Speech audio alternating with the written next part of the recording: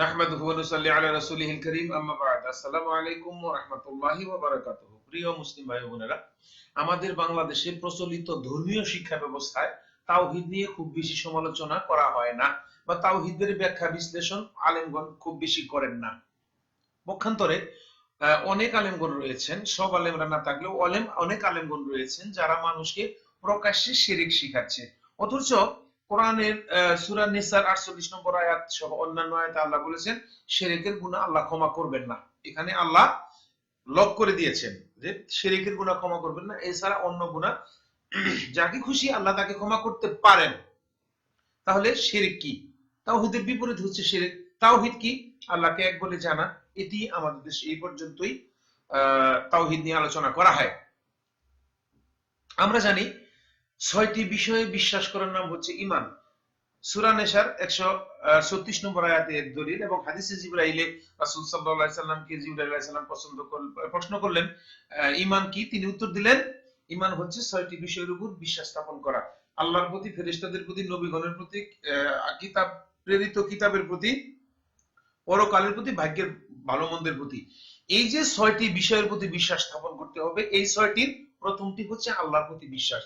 এই আল্লাহর প্রতি কি বিশ্বাস করতে হবে এরই নাম হচ্ছে তাওহীদ। তিনটি ক্ষেত্রে বিশ্বাস করার নাম, আল্লাহকে তিনটি ক্ষেত্রে বিশ্বাস করার নাম হচ্ছে তাওহীদ: সত্তায়, অধিকারে, গুণে। আরবিতে যদি বলি রুবুবিয়াত, উলুহিয়াত, আসমা ও সিফাত। এই তিনটি ক্ষেত্রে আল্লাহকে যে সঠিক বিশ্বাস রাখতে হবে, অর্থাৎ আল্লাহকে এক বলে মানতে হবে, এর নাম হচ্ছে তাওহীদ। এর দলিল হচ্ছে সূরা মরিয়মের 65 নম্বর আয়াত। আমি বিস্তারিত ব্যাখ্যায় যাচ্ছি না, আমি কারো মানে খুব লম্বা করতে চাচ্ছি না, যাতে করে কেউ কথা শোনার থেকে অধৈর্য হয়ে যায়, তাই খাটা করতে চাচ্ছি।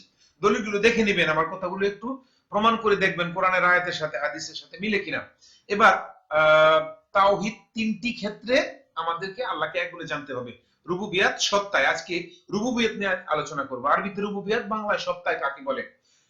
এই মহাবিশ্বকে আল্লাহ সুবহানাহু ওয়া তাআলা একা কারো সাহায্য ব্যতীত সৃষ্টি করেছেন, এবং এই বিশ্বকে সার্বক্ষণিকভাবে তদারকি আল্লাহ করেন কারো সাহায্য ব্যতীত। আর এটাকে বলা হয় তাওহীদের রুবুবিয়াত কিংবা সত্তায় তাওহীদ। যেমন দুই একটা উদাহরণ দেওয়া যাক। যেমন কাউকে সৃষ্টি করা, কাউকে মৃত্যু দেওয়া, কাউকে জীবিত রাখা, মানুষকে রিজিক দেওয়া, কাউকে ধন দৌলত দেওয়া, এই কাজগুলো আল্লাহ করে থাকেন কারো সাহায্য ব্যতীত।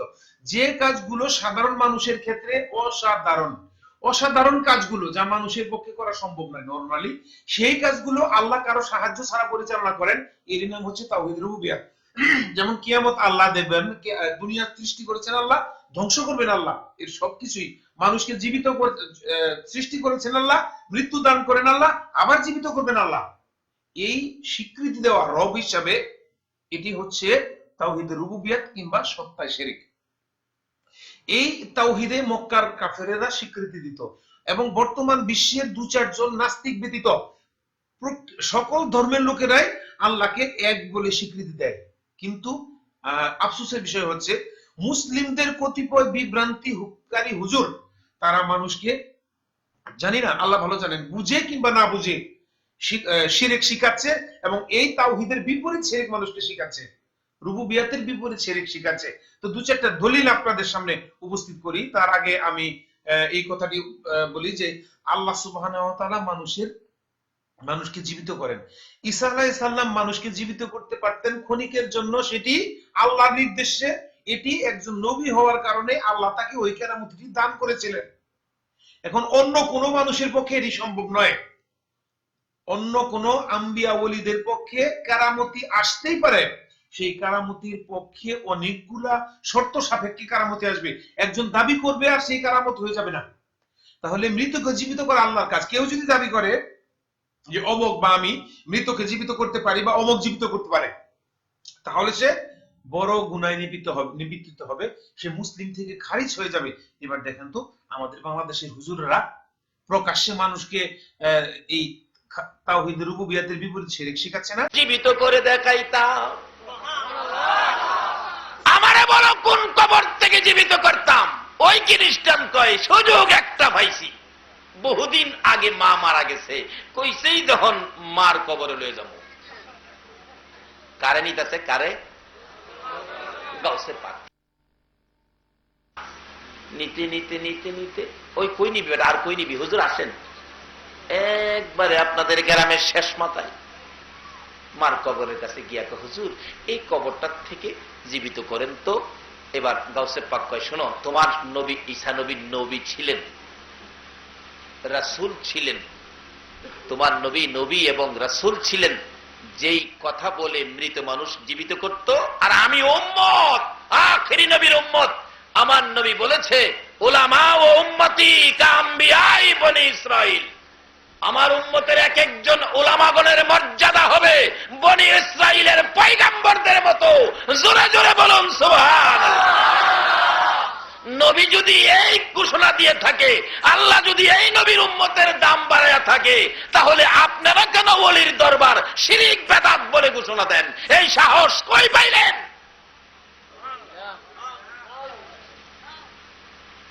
যাইতেছে এই কবরটার থেকে জীবিত করেন।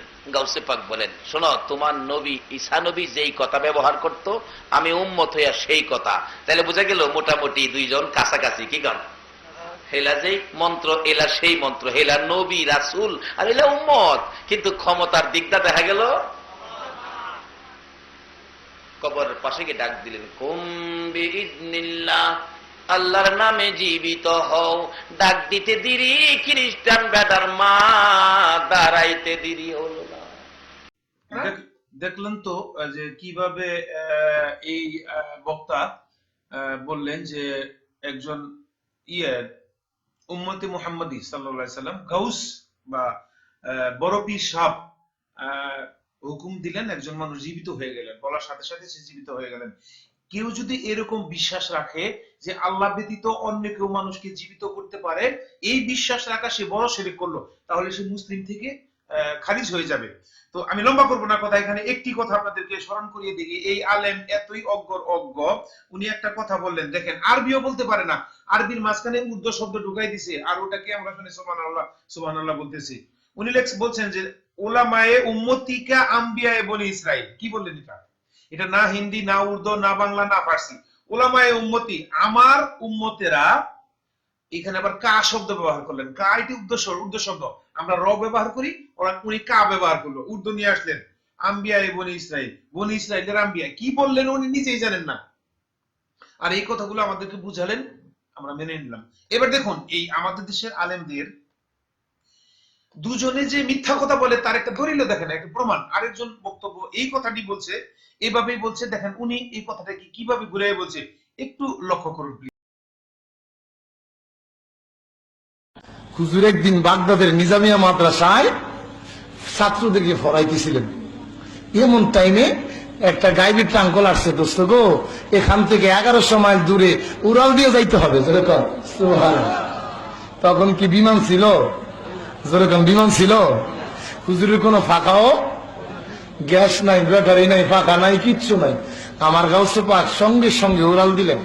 এইভাবে হাতটা বাড়াইয়া ছাত্ররা বলে, আমরা দেখতেছি হুজুর আকাশ দিয়ে উঠতেছে। যেরকম সুবহানাল্লাহ।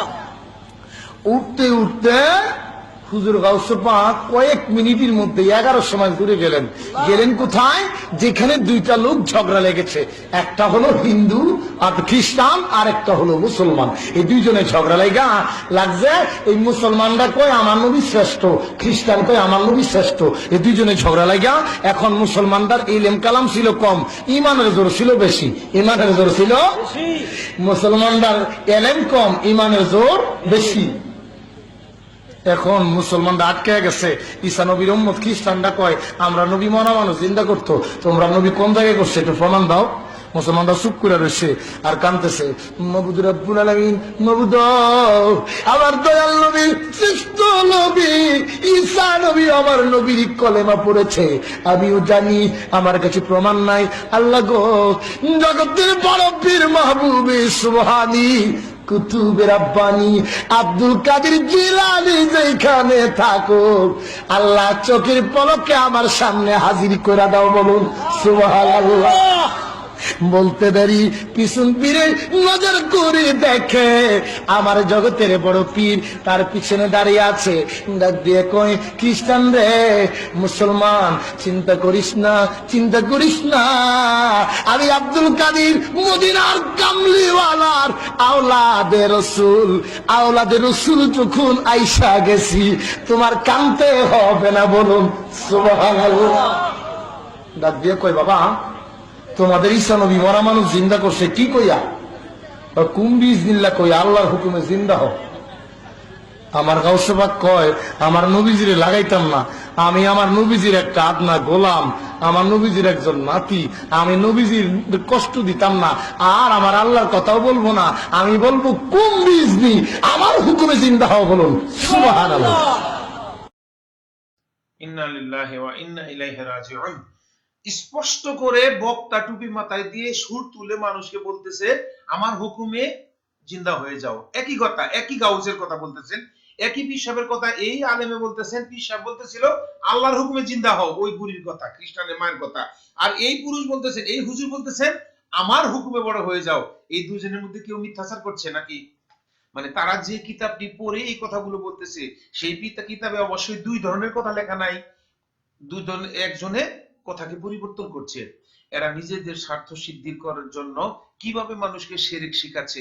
আর আমরা এই অভিজ্ঞতা, আমাদের ইসলামী জ্ঞানটুকু না থাকার কারণে আমরা না নিজেরাও শিরক শিখছি, তাদের সাথে সাথে হা মিলাচ্ছি। প্রশ্ন থাকতে পারে, এই সমস্ত আলেমদের কথা আপনি বলছেন কেন? এরা তো দেওবন্দি না, বা এরা হানাফি না, এরা সুন্নি না, এরা কি? এরাই তো বাংলাদেশের আলেম। আর এরা বাংলাদেশের কিছু কিছু আলেমরা আহলে হাদিস আলেমদের কাছ থেকে আমরা যে ইসলাম শিখতে পারতেছি, তাদের বিরুদ্ধে সবসময় কথা বলতেছেন, এদের বিরুদ্ধে তাদের কথা শুনেছেন। আমাদের বাংলাদেশের দেওবন্দি আলেমরা এমনই মোরলের মোরল, এই সমস্ত আলেমদেরকে আশ্রয় প্রশ্রয় দিয়ে শিরককে লালন পালন করছে। এটি যদি আমি বলি তাহলে কি ভুল হবে? আসুন, আমরা তাওহীদকে ভালো করে জানি। এই অল্প সময়ে অল্প কথায় তাওহীদকে ভালো করে বোঝানো যাবে না। আজকে তাওহীদের রুবুবিয়াত নিয়ে কয়েকটি কথা বললাম, আগামী পর্বে তাওহীদের উলুহিয়াত নিয়ে কয়েকটি কথা বলবো ধারাবাহিকভাবে, এবং আপনাদের সামনে তুলে ধরার চেষ্টা করব আমাদের দেশের আলেম নামদারি ধর্ম ব্যবসায়ীরা কিভাবে আমাদেরকে জাহান্নামের দিকে টেনে নিয়ে যাচ্ছে।